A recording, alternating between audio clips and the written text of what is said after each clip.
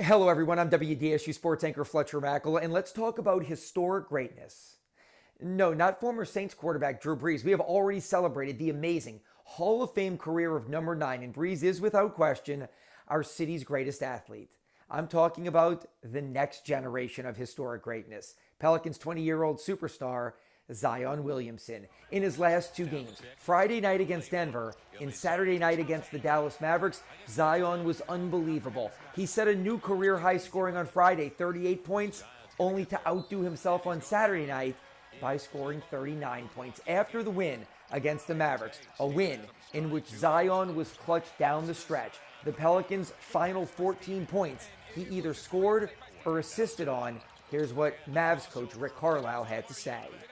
This is a Shaquille O'Neal type force of nature with with a point guard skill set. Now, while the Pelicans' record doesn't exactly reflect it, Zion Williamson is doing some truly historic things. Let's focus on the last two games, Friday against Denver and Saturday against the Mavericks. In those matchups, Zion has combined for more than 75 points, 10 rebounds, and 10 assists, while shooting 70% or better from the field. Over the last 35 years in the NBA, only 4 other players have done that.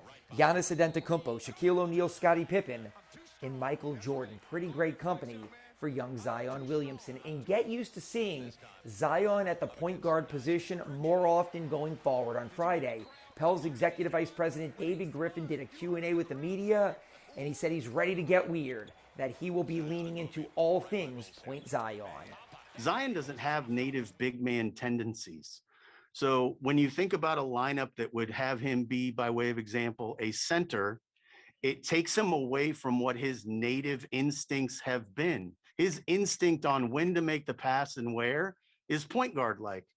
But the kid is literally one of one. I think you've seen that he is the most unusual, rarest combination of traits in a basketball player. And because he's the only one like him, building around him is going to take some creativity, and it's going to take a level of risk. You're going to have to give into the notion that he is in fact one of one. This is not a big, this is a playmaker, and you have to treat him as such. So I think that's how we're continuing to grow and evolve. The Pelicans back in action Monday night in Boston against the Celtics.